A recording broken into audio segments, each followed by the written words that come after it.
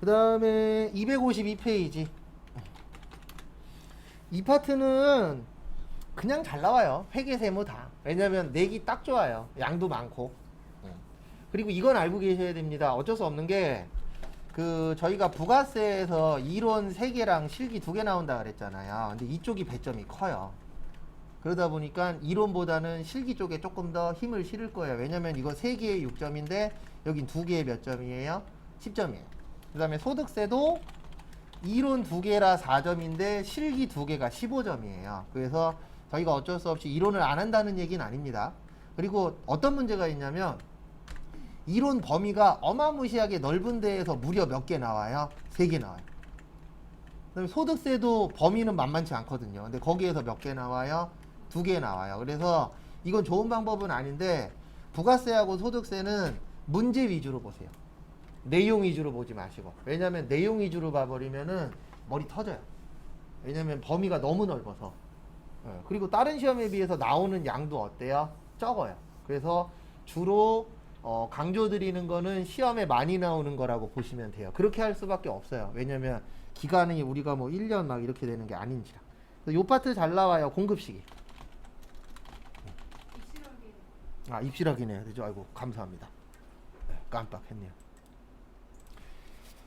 그래서 공급시기 보시면은 거기 밑에 구체적인 기준이라 그래서 박스 있으시죠? 거기에 있는 박스 거의 다 외워야 돼요.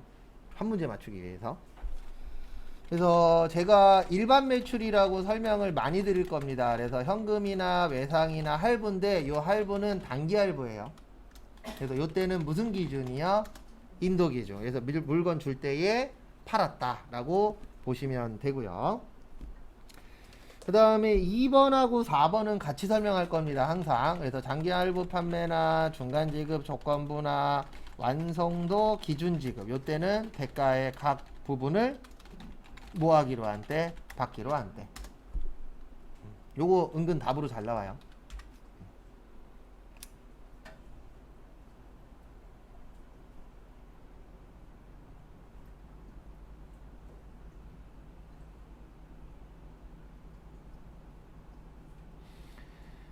그래서 보시면은요.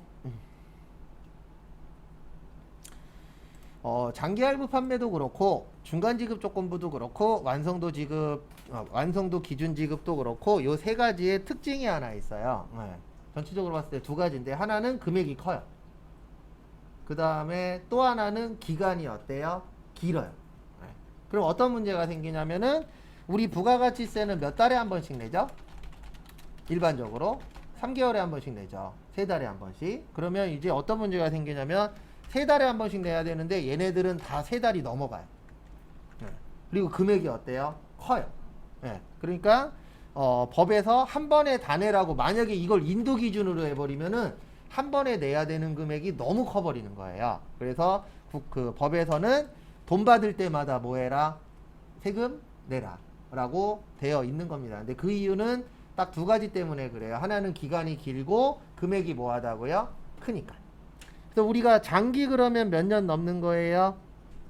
1년 넘는 거죠. 그러면은 장기 할부 판매의 뜻은 1년 넘는 건데 우리가 설마 뭐 10,000원짜리를 24개월 할부 이렇게 하진 않잖아요. 그래도 몇백만 원은 돼야 뭐 24개월 할부, 15개월 할부 이런 식으로 하지. 그래서 금액이 크고 기간이 기니까 돈 받기로 한 날짜에 뭐 내시라? 세금 내시라. 근데 이렇게 만드는 이유가 뭐냐면은 우리가 지금 하고 있는 거는 부가세예요. 부가세의 특징은 무슨 세예요? 간접세예요. 그래서 간접세는 내 돈으로 낸다, 남의 돈으로 낸다, 남의 돈으로 낸다. 그래서 돈 받기로 한 날짜에 돈 받아서 뭐 내라? 세금 납부해라. 이렇게 되어 있는 겁니다. 그 다음에 거기 보시면 5번에 보시면 가공.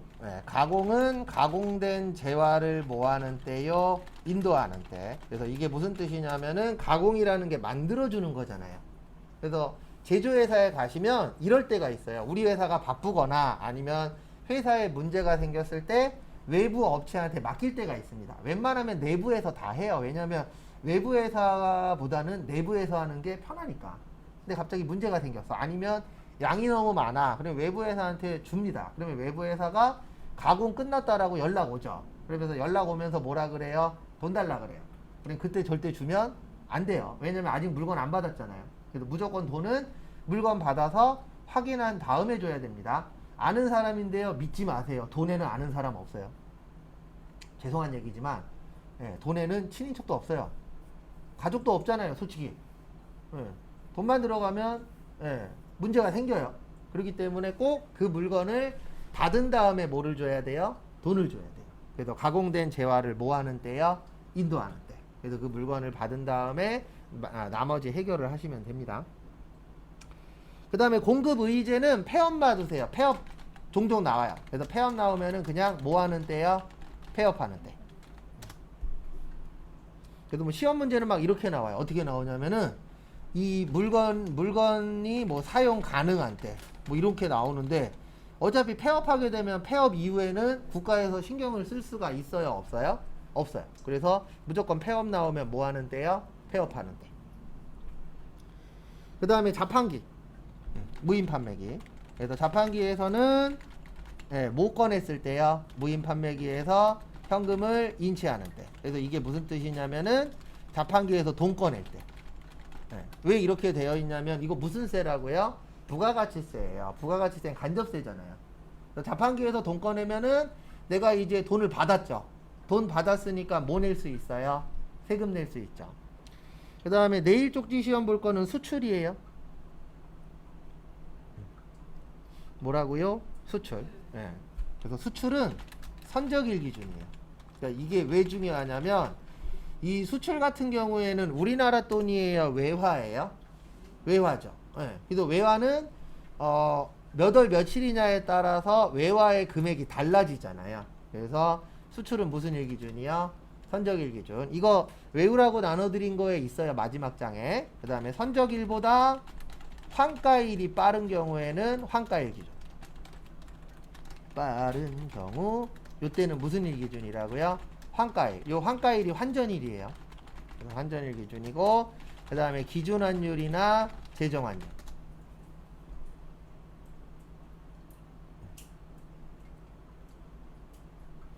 이 환율이라는 게 있어요. 근데 이 기준환율, 제정환율은 우리가 그 외국에 여행 갈 때 그때 환율하고는 또 다른 환율이에요. 그래도 기준환율, 제정환율이라고 별도로 있습니다. 그래서 그때의 환율로 보도록 되어 있으세요.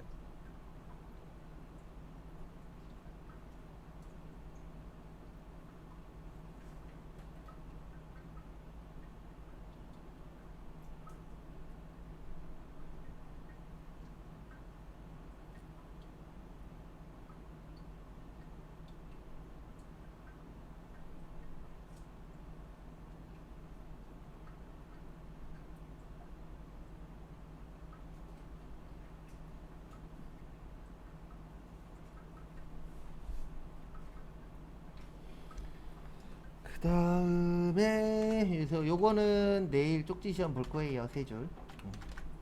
그 다음에 좀 더 추가는 될 겁니다. 오늘 진도 나가는 거에 따라서.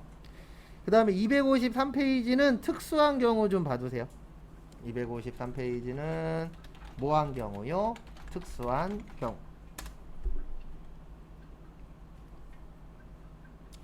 첫 번째 간주임대료. 요거는 실기시험에 잘 나와요.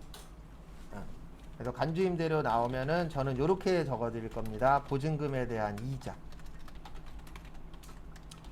우리 간주라는 건 진짜라 그랬나요? 가짜라 그랬나요? 가짜를 진짜로 인정을 해주는 게 간주라 그랬죠. 그래서 간주임대료는 진짜 임대료가 아니에요. 왜냐면 보증금에 대해서 이자 계산을 해서 내도록 되어 있거든요. 그거를 무슨 임대료라 그래요? 간주임대료. 그래서 저희가 앞날은 모르잖아요. 그래서 나중에 건물주가 되시면 10% 생각한 것보다 조금 더 나올 거예요. 그게 무슨 임대료 때문에 그래요? 간주임대료 때문에. 그래서 이거를 걷는 이유는 하나예요. 불로소득이라는 게 있습니다. 이게 가장 대표적인 게 부동산하고 그 다음에 이자하고 그 다음에 저쪽 주식 요런 쪽 관련된 걸 무슨 소득이라 그래요? 불로소득. 그 다음에 이쪽도 이제 여기로 들어갈 거예요. 비트코인. 네, 가상화폐 있죠. 네, 이쪽도 이제 어떻게 보면은 불로소득이에요. 왜냐하면 노동력이 필요 없어요. 뭐만 있으면 돈 벌 수 있어요? 돈만 있으면 돼요. 맞죠? 그래서 일명 돈 넣고 돈 먹기. 네, 이쪽을 이제 불로소득이라고 표현을 합니다. 노동력이 필요 없는 소득이야. 그래서 불로소득이라고 하는데 국가가 이쪽 관련돼서는 계속 강화를 할 거예요. 지금도 강화하고 있지만 앞으로 가면 갈수록 더 강화를 합니다. 근데 강화하는 이유는 하나예요. 지금도 문제인데 사람들이 불로소득 쪽에 몰리게 되면 노동력이 줄어들어요. 그러니까 일하려고 하는 사람이 어떻게 돼요? 줄어요. 그리고 한탕주의가 돼버려요. 지금도 한탕주의인 사람들 많습니다. 제 주변에도 있어요. 네, 뭐만 하나만 뭐해라? 걸려라. 근데 안 걸려요. 네. 걸리는 사람들도 있긴 있지만 안 걸리는 사람들이 훨씬 더 많아요. 근데 사람들이 그거에 대해서 좀 뭐라 그래야 되나 잘 몰라요. 근데 그럴 수밖에 없는 게 TV나 이런 쪽에 맨날 잘 된 돈만 나오잖아요. 안 된 돈 안 나오고. 맞죠? 그러다 보니까 이거 하면 대박 난대. 대박 났죠 이미. 네. 근데 그런 사람보다는 안 되는 사람이 많으니까. 그래서 국가에서는 계속 이쪽 관련돼서는 세금을 거두려고 해요. 그래서 앞으로는 가상화폐도 내년인가? 내년부터인가 아마 세금 낼 거예요. 가상화폐 관련돼서도. 그래도 지금 어쨌든 이쪽도 많이 몰리고 있죠. 그다음에 주식은 그 전부터 많았고. 그다음에 돈 있는 분들 통장 넣어 놓잖아요. 그러면 뭐 받아요? 이자 받고. 그다음에 지금 땅 얘기하고 건물 얘기 툭하면 TV에 나오잖아요. 자주. 그래서 이쪽은 계속 세금 관련돼서 문제가 될 거예요. 근데 그럴 수밖에 없는 게 그것 때문에 그래요. 불로소득 쪽에 사람들이 몰리면 일을 안 할 거잖아요. 그래서 이쪽 관련돼서는 세금을 더 걷습니다. 그래서 요거는 실기에 나와요. 대빵 쉬워요. 이거 나오면은 좋은 시험 되는 겁니다. 왜냐면 계산은 우리가 할 거예요. 컴퓨터가 해줘요. 컴퓨터가 다 해줘요. 그래서 그렇게 어려운 파트는 아니에요. 근데 일단 여기에서 알고 계셔야 되는 건 과세기간 종료일이에요. 거기 보시면 과세기간 무슨 일이라고 쓰여 있죠? 종료일.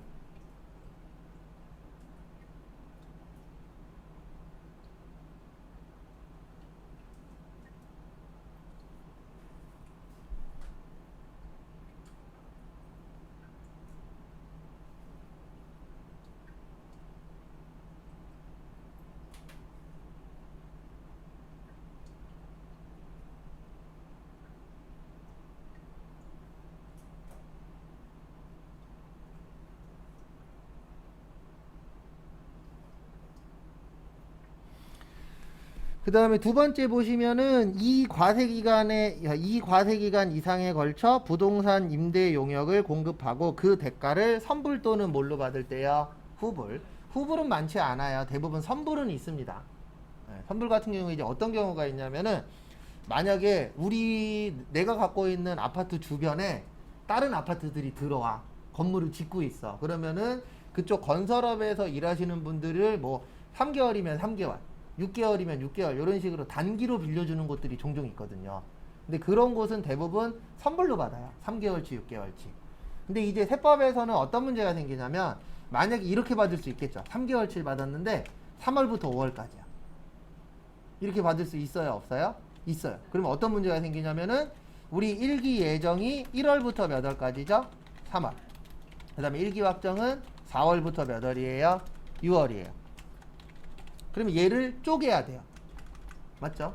그래서 1기 예정 때는 몇 달치만 하는 거예요? 3월 달치 한 달치만. 그 다음에 1기 확정 때는 4월하고 몇 월 것만요? 5월 것만. 이렇게 이제 걷는데 문제는 뭐냐면 우리 그 부가가치세는 날짜가 필요해요.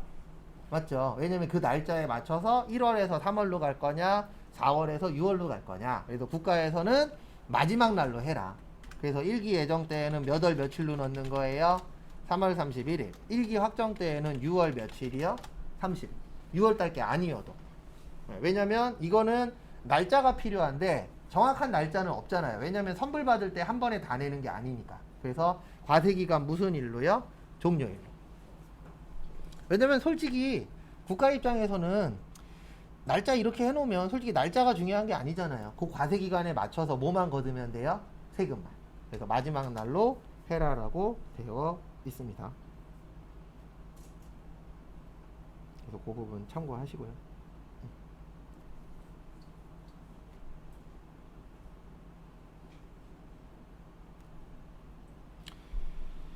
그 다음에 어디로 가시냐면은 저기 어디냐 255페이지.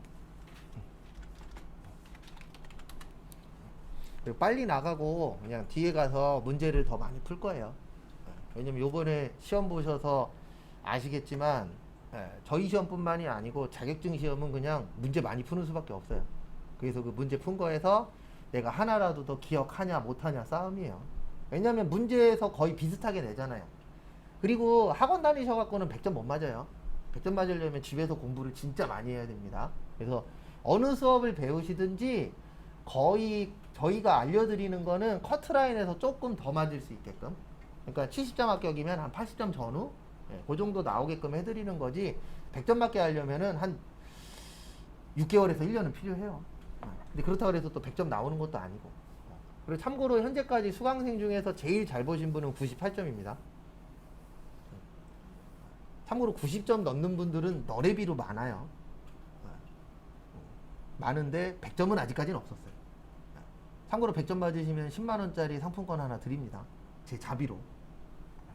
제가 이렇게 떵떵하고 얘기할 수 있는 거는 아직까지 한 명도 없었다라는 거. 그리고 나중에 오시면 사인 하나 해주셔야 돼요. 주한역에 현수막 걸어버릴 거예요. 진짜로. 거짓말 안 하고. 돈 들여갖고 제 자비 들여서 걸 거예요. 근데 솔직히 제 목표는 100점 만드는 게 목표는 아니고, 제 목표는 저게 목표예요. 이제 안 해본 게 100점이랑 저거 못 해봤거든요. 두 자릿수일 때, 수강생이 10명 넘을 때 다 붙여본 적이 없어요. 지금까지 뭐 8명에서 8명 합격하고 다 붙고, 뭐 5명 다 붙고 그런 적은 몇 번 있었는데, 두 자릿수에서는 다 붙여본 적이 없어서 제 목표는 이제 그거 하나밖에 없어요. 제가 이거 그만두기 전까지 두 자릿수 넘은 반 맡아서 다 붙여보는 거. 역대 제일 많이 붙었었던 거는 19명 가리켜서 17명까지 붙여봤어요. 근데 그 당시에는 수업 시간이 지금보다 따블이었어요. 거의 막 350시간, 400시간. 그리고 막 하루에 막 8시간씩 그렇게 했었을 때라 그때는 좀 확률이 높았는데, 지금은 솔직히 합격률이 한 50에서 70 왔다 갔다 해요. 근데 그렇게 된 이유 중에 하나가 국가가 가면 갈수록 회계나 컴퓨터 쪽 시간을 계속 줄이고 있어요. 그러다 보니까 수업할 때에 되게 빠듯해요. 과거에 비해서. 그리고 집에 가셔서 공부도 확실히 과거보다는 덜 하시고. 근데 이게 저희 반만 그런 게 아니고 전반이 다 그래요. 그러니까 밥 먹으면서 가끔씩 대화하거든요. 요즘 컴퓨터 쪽은 어때요? 직업상담사 쪽은 어때요? 이렇게 대화하다 보면은 다 똑같은 말은 하나 해요. 과거보단 공부는 덜 하시는 것 같다고. 근데 그것도 있어요. 저희 쪽은 오히려 연령이 떨어졌는데 컴퓨터 쪽은 연령이 올라갔어요. 컴퓨터 배우시는 분들이. 왜냐면 젊은 분들 요즘에 웬만한 자격증 거의 다 기본적으로 한두 개씩 갖고 있잖아요. 그러다 보니까 컴퓨터 쪽은 과거보다 더 힘들어진 게 연령대가 올라가고 있고, 저희 쪽은 오히려 코로나 터지고 나서 연령대가 떨어졌어요. 그 전에 한 35세에서 40세 사이면 요즘에는 평균 내면 한 30대 초반 내지 어쨌든 연령대가 한 최소 2, 3년 정도는 떨어진 것 같더라고요. 그 다음에 255페이지는 영세율과 뭐예요? 면세. 그래서 영세율은 완전 면세 제도라 그래요. 그 다음에 면세는 불완전 면세 제도. 왜 이렇게 표현을 하냐면 하나 때문에 그래요. 뭐 때문에 그러냐면은 요거 때문에. 뭐 때문에 그러냐면은 영세는 환급이 가능합니다. 근데 면세는 환급이 어때요? 불가능해요. 그래서 둘 다 안 내는 건 똑같은데 돌려주냐 안 돌려주냐 차이라고 보시면 됩니다.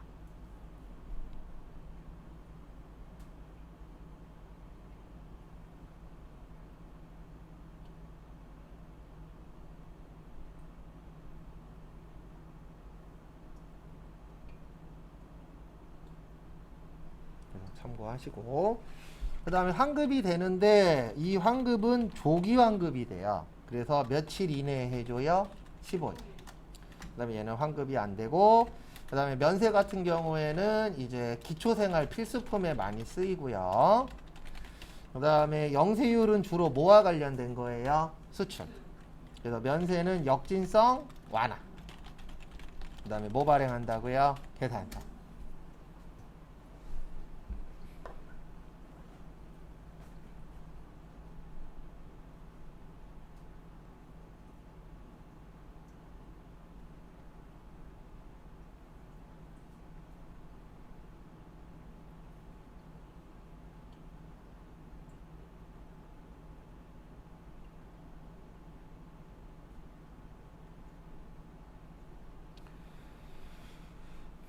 그리고 좀 봐두시고요.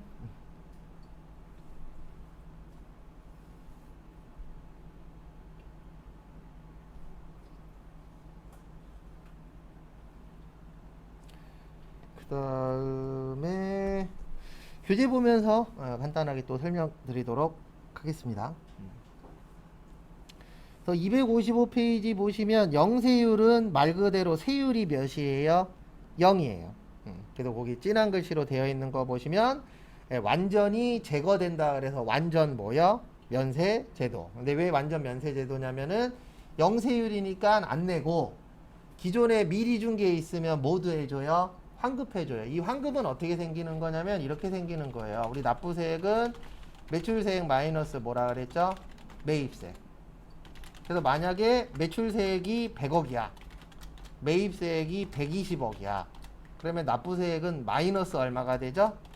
20억이 되죠. 그래서 마이너스가 나오면 뭐 받는 거예요? 환급 받는 거예요. 플러스가 나오면은 납부하는 거예요. 간단합니다. 소득세도 똑같아요. 우리 연말정산에서 돌려받는 경우 있잖아요. 그러면 최종 금액에 마이너스가 뜨면 돌려받는 거고요. 플러스가 뜨면은 더 내는 거예요. 구조 자체가. 그래서 계산했더니 마이너스 나왔네? 그러면 돌려받는 겁니다. 그래서 영세율은 내는 거에 비해서 그 매출세액은 빵인데 어쨌든 물건을 샀으니까 매입세액이 있을 거 아니에요. 그래서 그 부분에 대해서는 돌려받는다. 그래서 완전 무슨 제도요? 면세제도. 그 다음에 영세율이 나온 이유는 무슨 지국 과세 원칙 때문에요? 소비지국. 그래서 소비되는 나라에다가 뭐 냅시다? 세금 냅시다.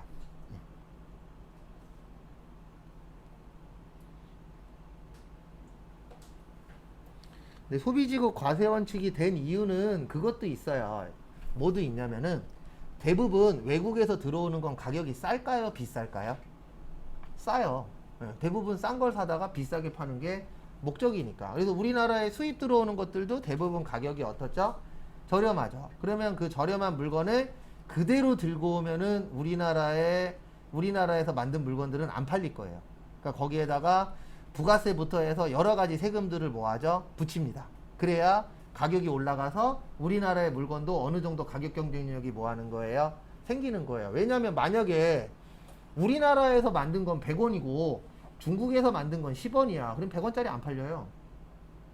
왜냐면 이렇게 생각을 하잖아요. 저 같은 경우에도 종종 그런 마인드로 사는 경우가 있는데 100원짜리하고 10원짜리 있어. 그러면 100원짜리 만약에 10년 쓰고 10원짜리 2년 써. 그러면 2년 쓰고 5번만 사면은 오히려 더 적게 들어가잖아요. 그런 마인드로 사시는 경우들도 실제 있어요, 없어요? 있죠. 그렇게 돼버리기 때문에 여러 가지 세금들을 덕지 붙여갖고 가격을 뭐 하는 거예요? 올려버리는 거예요. 그렇다고 해서 10원짜리가 100원이 되는 건 아닙니다. 한 5, 60원이 되겠죠. 그러면은 우리나라 물건도 어느 정도 뭐가 생겨요? 가격 경쟁력이 생기죠. 그래서 지금은 많이 덜한데 한때 저기 농어민 분들이 툭하면 데모한 적이 있었어요. 왜냐면 외국하고 이제 교역하면서 그 외국에 있는 물건이 들어올 때에 우리나라에서 관세를 안 내도록 하겠다. 세금을 안 걷겠다. 막 이런 적이 있었잖아요. 그러면 그럴 때마다 이제 농어민 분들이 데모를 할 수밖에 없죠. 왜냐면은 우리나라에서 생산되는 쌀이라던가 이런 게 뭐 할 거니까요. 덜 팔릴 거니까. 그래서 소비지국 과세 원칙도 중요합니다. 그 다음에 특별히 볼 거는 없어요. 요거 하나만 볼게요. 이거는 좀 제 개인적인 생각으로 나쁘게 된 건데 거기 제일 밑에 보시면 우리 영세에는 영세율, 세금계산서, 그 다음에 내국, 신용장, 그 다음에 로컬, LC, 그 다음에 구매, 확인서. 이 내국 신용장이 영어로 로컬 LC예요.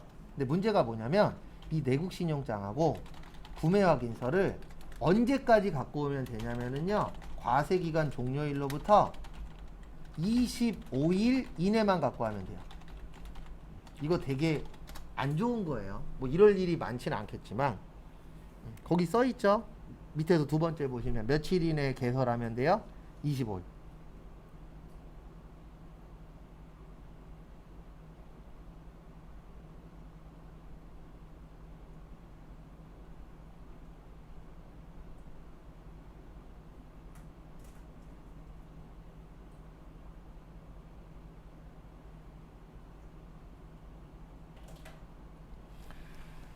그래서 보시면은요, 앞에 보시면, 그래서 이게 무슨 뜻이냐면은, 우리가 만약에 일기 예정에 거래를 했어요. 그러면 일기 예정이 1월 1일부터 언제까지죠? 3월 31일까지죠? 그러면 신고는 언제까지 해야 돼요? 4월 25일. 그래서 이런 경우가 발생할 수 있거든요. 만약에 2월 1일 날 매입의 과세로 거래를 했어요. 근데 이 사람이 이걸 나중에 매입의 과세가 아니고 매출의 과세로 거래를 했어요. 근데 이 사람이 나중에 이거를 갖고 오는 거예요. 내국신용장이나 뭐요? 구매확인서. 근데 이거를 언제까지 갖고 오면 되냐면 이 날짜까지 갖고 오면 돼요. 만약에 이 사람이 4월 25일 날 내국신용장이나 뭐를 갖고 왔어요? 구매확인서를 갖고 오면 2월 1일께 매출 과세가 아니고 뭘로 바뀌어야 돼요? 매출 영세로 바뀌어야 돼요. 근데 이게 왜 문제가 되냐면은 진짜 이날 갖고 오면은 짜증나는 거예요. 네. 왜냐면 만약에 4월 25일 날 다 해놓고 납부까지 다 했어. 근데 갑자기 네, 점심 먹고 전화가 온 거예요. 우리 영세로 바꿔달라고. 그러면 신고 다시 해야 돼요. 맞죠? 예전에는 4월 20일까지였거든요. 끝나는 날로부터 20일 이내에 갖고 오면은 바꿔줄 수 있다. 그랬는데 한 2년 전인가 바뀌었어요. 25일로. 근데 왜 바꿨는지는 알아요. 우리나라는 수출로 먹고 사는 나라예요. 그러다 보니까 수출하는 회사한테 혜택을 뭐 해야 돼요? 많이 줘야 돼. 그래서 그 중에 하나가 이제 요건 거죠. 그래서 끝나는 날부터 25일 안에만 갖고 오면은 과세가 아니고 뭘로 바꿔주겠다? 영세로 바꿔주겠다. 근데 저는 이거는 좀 잘못 바꾼 것 같아요. 개인적인 생각으로. 왜냐면 진짜로 이런 회사가 생길 수도 있어요. 막말로 너네 엿먹어라. 이럴 수도 있어요. 그래서 발행을 안 했다가 언제 갖고 오는 거예요, 갑자기? 마지막 날 들고 오는 거예요. 항상 마지막 날 들고 오면 짜증나요. 왜냐면 마지막 날 들고 오면 급하게 하다 보니까 실수할 때 있어요, 없어요? 있어요. 그래서 요즘에는 대부분 시험들이 단체 접수를 없애고 있어요. 단체 접수를 없애고 있어요. 저희 같은 경우에는 지금 현재 단체 접수를 못하는 이유는 코로나 때문에 그런데 저쪽 있잖아요. 산업인력관리공단 있죠. 그쪽에서 시험 보는 게 단체 접수가 없어졌어요. 그리고 저희도 예전에 저희 반은 아니었고 저희 수업은 아니었고 다른 수업이었는데 한번 단체 접수했다가 문제가 터졌어요. 근데 왜 터졌냐면 사람들이 미리 갖다 주면 문제가 안 터져요. 미리미리 준비를 하면 되니까. 근데 꼭 뭐 갖다 주세요 그러면 언제 갖고 오죠? 몇몇 분들은 마지막 날 갖고 와요. 그래 마지막 날 급하게 하다 보니까 한 명이 빠졌어요. 접수에. 근데 그런 일이 저희만 있는 게 아니고 전국에 다 있어요. 왜냐면 사람들이 꼭 마지막 날 갖다 주는 사람들이 있으니까. 그래서 한 명 빠졌어요. 난리 났죠. 왜냐면 난리 날 수밖에 없죠. 그분은 그 날짜에 시험 보려고 공부를 했잖아요. 근데 내가 접수가 빠졌어. 그래서 시험을 못 봤어. 그러면 내가 지금까지 투자한 시간은 헛수고가 될 수도 있어요, 없어요? 있죠. 그래서 저는 단체 접수 안 해요. 그 전에 단체 접수 할 수 있는데도 안 했어요. 왜냐면 그런 일들이 종종 있으니까. 그래서 이거 되게 안 좋은 거예요. 막말로 진짜 사이가 안 좋은 회사야. 그럼 진짜 나쁜 행동 할 수도 있어요, 없어요? 있죠. 저는 이런 거는 좀 별로인 것 같아요. 그러니까 당일날 갖고 오는 건 저는 별로라고 생각하는 사람 중에 한 명이에요. 왜냐면 미리 준비해도 실수하거든요. 근데 당일날 갖고 오면 더 실수를 뭐 할 거예요? 하겠죠. 시험에 나온 적은 없는데 나올 확률은 좀 있어요. 그래서 며칠이라고요? 얘는 25일이에요. 대부분 서류는 20일인데 얘만 25일이에요. 내국신용장하고 뭐요? 구매확인서.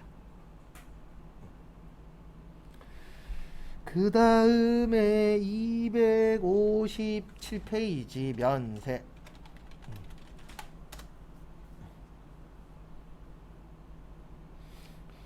왜냐면 사회생활 해보시면 아시겠지만 좋은 사람이 더 많습니다. 근데 이상한 사람들 꼭 있어요, 없어요?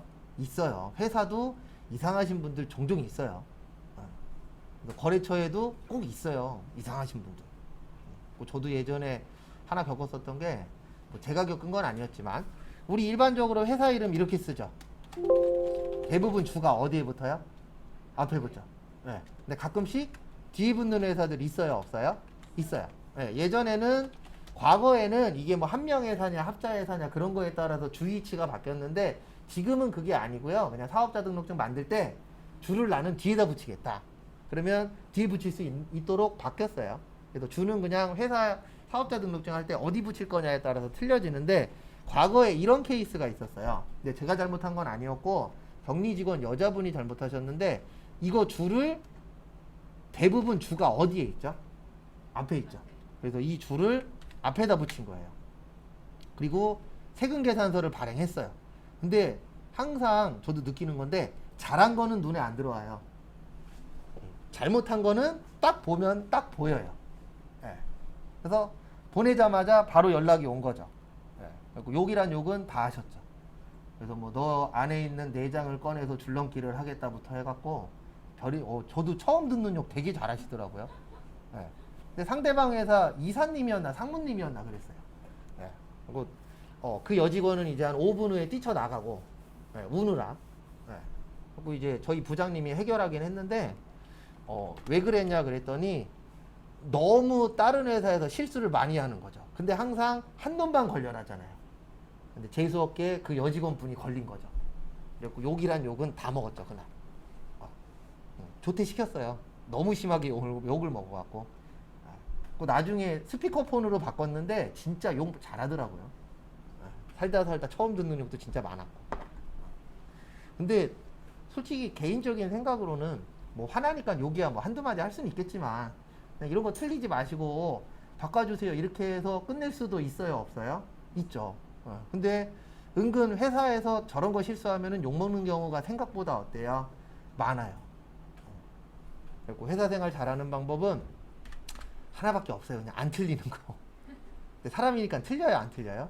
틀려요. 그래서 저는 회사 다닐 때 제일 많이 실수했었던 게 그거였어요. 뭐냐면, 물건 살 때 이게 부가세 포함인지 부가세 별도인지 물어본 다음에 작성을 해야 되잖아요, 서류를. 근데 꼭 안 물어보고 작성한 거죠. 그러면 꼭 나중에 결제 받으러 갔을 때 꼭 물어봐요. 뭐 물어보죠? 이거 부가세 포함이야 별도야? 그러면은 다시 서류철 들고 내 자리로 가는 거죠. 다시 만들어다 줘야 되니까. 다시 전화해갖고 이거 부가세 포함이에요 별도예요 물어본 다음에 다시 만들어다 주고. 그걸로 많이 혼났었어요. 그러니까 저는 좀 어떻게 보면 의욕만 앞섰던 거죠. 일을 하는 순서가 있는데, 사회 초년생 때는 그냥 의욕만 앞섰었어요, 솔직히. 그러다 보니까 은근 그런 실수도 많이 했었고, 그 다음에 가장 크게 혼났었던 거는, 이건 지금 생각해보면 제가 봐도 혼나도 싼 거예요. 뭐였냐면은 연말정산이 끝났어요. 연말정산 서류를 각자 자리에다가 올려놓으래요. 그럼 뒤집어서 놨어야 되는데 안 뒤집어 놓은 거죠. 그러니까 지나가다가 사람들끼리 봐요, 안 봐요? 봐요. 근데 문제는 뭐냐면, 같은 대리더라도 연봉이 어때요? 달라요. 그리고 끌려가서 한 20분 욕먹었죠. 근데 그 당시에는 그런 거에 대한 개념이 없었어요. 그러니까 누가 안 가르쳐주면 잘 몰랐었던 거죠. 그러니까 제가 진짜 못하는 것 중에 하나가, 이건 많은 분들이 그럴 건데, 처음 하는 거. 한 두세 번만 하면 잘하는데, 처음 할 때에는 남들보다 더 못해요. 떨기도 더 떨고. 왜냐면 과거에 어렸을 때에 처음에서 실수해서 혼난 케이스들이 많았으니까. 그래도 처음 할 때 잘 못해요, 남들보다. 근데 한 두세 번 하면은 남들 정도 쫓아갈 정도는 하는데, 그래서 이것도 약간 어떻게 보면 트라우마 같은 게 좀 있어요. 뭐 사람은 트라우마 이런 거 안 만드는 게 좋습니다. 그리고 징크스라 그러죠. 징크스 만들지 마세요. 전 징크스 하나 있어요. 명함 징크스. 저 희한하게 회사 다닐 때 명함 받으면 한 달 안에 무조건 때려쳤어요. 싸우든 회사 다니기 싫어서 그만두든. 진짜로 그랬어요. 그리고 제가 마지막 회사에다가도 부탁드렸거든요, 면접 볼 때. 명함 안 만들어줬으면 좋겠다. 내 명함에 대한 징크스가 있다. 어느 순간에 출근했는데 명함이 있는 거예요. 그리고 2주에 10,000원 때문에 상무님이랑 대판 싸우고 그만뒀잖아요. 진짜 10,000원 때문에 싸우고 때려쳤어요. 근데 참 웃긴 게 뭐냐면 그 당시에는 이제 저는 뭐 여자친구도 없었고 결혼할 상대도 없었고 그냥 저 혼자였거든요. 그때는 좀 프리한 상태여갖고 누가 찌르면 터트렸거든요. 대판 싸웠죠. 근데 꼭 싸우면은 제 지금까지 회사 다니면서 한 3번 정도 싸웠어요. 네, 같은 직원분하고. 싸우란 얘기가 아니고 싸우면은 꼭 주변에서 이 얘기 합니다. 대단하대. 왜요? 자기는 싸우고 싶어도 못 싸워. 왜냐면 처자식이 있으니까. 근데 저는 그 당시에 처자식이 없었거든요. 그러니까 싸웠죠. 그러면 막 박수 쳐요. 막, 너 대단하다고. 어떻게 싸우냐고. 자기도 싸우고 싶은데 못 싸운다고. 네. 그럼 뭐예요? 나는 이미 뭐 했어요? 잘렸어요. 그런 적이 몇 번 있었는데 싸우지 마십시오. 그냥 눈 한번 질끈 뭐 하세요? 감으세요. 네. 그래야 미래가 있습니다. 네. 저는 회사 생활하는 잘 안 맞는 것 같아요. 그런 거 보면. 그래서 면세는 불완전 면세제도였죠. 네. 그 다음에 뭐가 안 된다고요? 환급이 안 돼요. 그 다음에 역진성, 기초생활 필수품. 그 다음에 주로 고소득자예요? 저소득층이에요? 저소득층. 그 다음에 역진성 뭐요? 완화. 그 다음에 뭐 발행한다고요? 계산서. 여기까지 보시고 잠깐 쉬었다가 12시 반에 볼게요.